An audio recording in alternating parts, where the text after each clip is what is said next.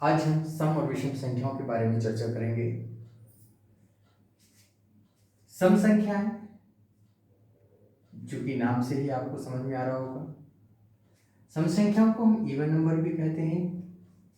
हमने संख्याओं के बारे में गिनती के रूप में पढ़ा था टेबल्स में 1 2 3 4 5 6 7 8 9 10 11 12 13 14 15 जहाँ तक आप पढ़ते हैं 100 तक नॉर्मली आपने पढ़ा हुआ है। तो अपन ने 10 तक ले लिया। हमने कहाँ तक ले लिया है? 10 तक। अब चूंकि आपको एक छोटी सी परिभाषा 3 रूप में दी गई है, इन तीनों में से आप कोई भी एक परिभाषा दिमाग में रख लें, ये तीनों ही आसान है। सम संख्याएं ऐसी संख्याएं जिनमें 2 से पूरा पूरा भाग होता है, ऐसी संख्याएं जिनमें 2 से पूरा पूरा भाग होता है सम संख्याएं कहलाती हैं। इसको ध्यान रखना है, जिनमें 2 से पूरा पूरा भाग होता है, पूरा पूरा भाग होता है, सम संख्या कहलाती हैं। उदाहरण के रूप में जैसे हमने 16 ले लिया, 2 से भाग देंगे तो 2 की टेबल आपको पढ़नी है। 2 एकम 2, 2 दूनी 4, 2 तिया 6, 2 चौके 8, 2 पंचे 10, 2 छः 12, 2 सत्ते 14, 2 अट्ठे 16। तो इस तरीके से आपने 8 बार पढ़ा और 8 बार में 16 आया। 16 को 16 से घटाया तो आपको या तो 31 मिलेगा या आप वहां शून्य लगा सकते हैं। तो इस तरीके से आपको ध्यान देना है कि वे सभी संख्याएं जिनमें 2 से पूरा पूरा भाग चला जाए, जिसमें शेष फल कुछ भी ना बचे, वे संख्याएं सम संख्याएं कहलाती हैं। या 2 के सभी गुणज, 2 के सभी गुणज सम संख्याएं होती हैं, सम संख्याएं होती हैं। जैसे 2 4 6 8 10 12 14 16 18 20 22 24, ये सब क्या है? 2 के पहाड़े को आप पढ़ोगे ना तो उसमें मिल जाएगा। तो वो 2 के गुणज या वे सभी संख्याएं जिनके इकाई के स्थान पर 0 2 4 6 या 8 हों तो वे संख्याएं सम संख्याएं कहलाती हैं। कोई भी संख्या ले लो, जैसे हमने 2 5 6 7 8, तो यहाँ पे इकाई का अंक क्या है? 8 है। हमने ले लिया 510, यहाँ पे इकाई का अंक क्या है? 0 है। हमने ले लिया 7 8 6, इकाई का अंक क्या है? 6 है। इस तरीके से कोई भी संख्या आप देखेंगे उसका इकाई का अंक यदि आपको मिल जाता है, जिसके स्थान पर 0 हो, 2 हो, 4 हो, 6 8 हो, तो ये सभी संख्याएं सम संख्याएं कहलाती हैं।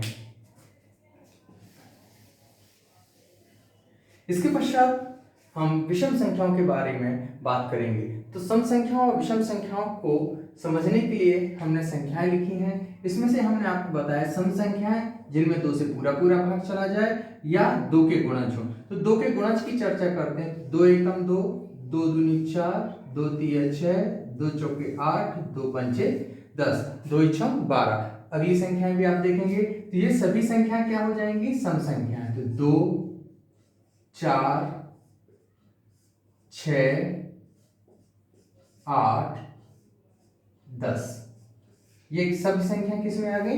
2 के गुणज में, और ये सम संख्याओं में आती हैं। इसके अलावा जो भी संख्याएं बचेंगी वो सभी किस में आ जाएंगी? आपकी विषम संख्याओं में आ जाएंगी। 1 3, ये देखिए 3, बाकी है 5, फिर बचा 7 9, इसी तरीके से 11 13, ये सभी संख्याएं आपकी कहलाएंगी विषम संख्याएं। ये सभी संख्याएं कहलाएंगी विषम संख्याएं। वे संख्याएं कौन सी संख्याएं? अब आपने अभी देखा जिनमें 2 से पूरा पूरा भाग चला जाए, सम संख्याएं। इसके अलावा जो संख्याएं बचेंगी वो विषम संख्याएं कहलाएंगी। इसको ध्यानपूर्वक देखिएगा। अपने सम संख्याओं के बाद अब हम देखते हैं विषम संख्याएं। विषम संख्याएं ऑड नंबर। हमने अभी टेबल में देखा था कि संख्याएं 2 के गुणज, जिनको हमने गोला लगाया है, ये सभी क्या थे? 2 के गुणज। तो इनको छोड़कर जो भी संख्याएं बची हैं ये सभी संख्याएं किस में चलेंगी? विषम संख्याओं में। ये बहुत आसान तरीका है बच्चों सम और विषम को समझने का।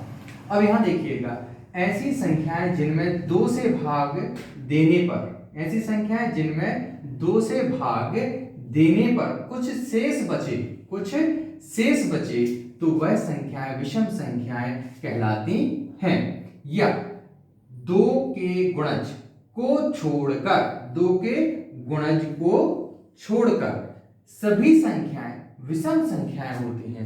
दो के गुणज को छोड़ के सभी संख्याएं क्या होती हैं? विषम संख्याएं होती हैं। इसमें से हम देख लेंगे दो का गुणज है 2 एकम 2, 2 दूनी 4, 2 तिया 6, 2 चौके 8, 2 पंचे 10, 2 छम 12, 2 सत्ते 14।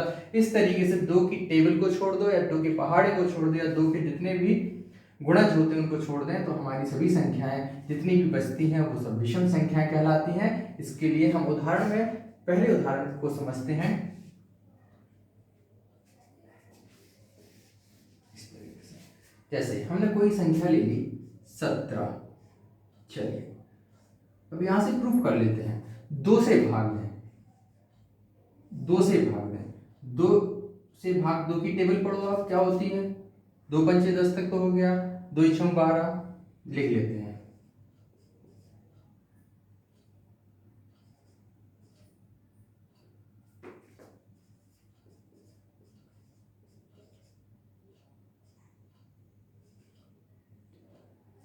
यहां देखिए 2 एकम 2, 2 दूनी 4, 2 तिया 6, 2 चौके 8, 2 पंचे 10, 2 छम 12, 2 सत्ते 14, 2 अट्ठे 16।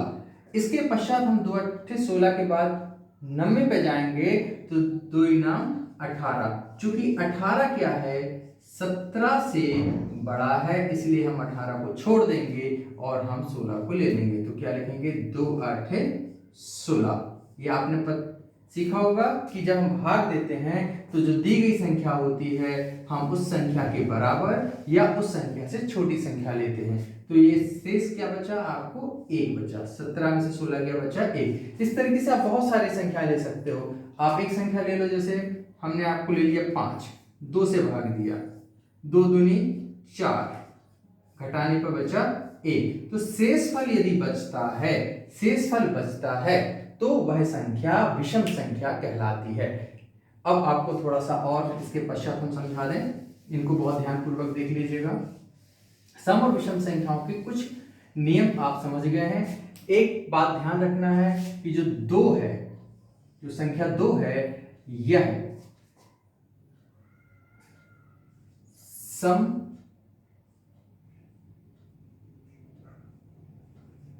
होने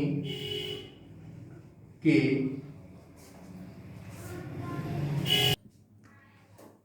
साथ साथ अभाज्य संख्या भी, सम होने के साथ साथ एक अभाज्य संख्या भी है।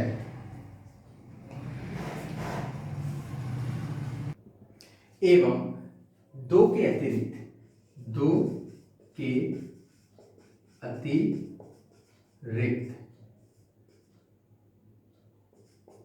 सभी अभाज्य संख्याएं विषम होती हैं। इन 2 बातों को ध्यान रखना है। 2 एक सबसे छोटी, 2 एक सबसे छोटी, 2 के अतिरिक्त सभी संख्या विषम होती हैं। 2 सम होने के साथ साथ एक अभाज्य संख्या भी है और 2 सबसे छोटी अभाज्य सम अभाज्य है एवं सम अभाज्य संख्या है।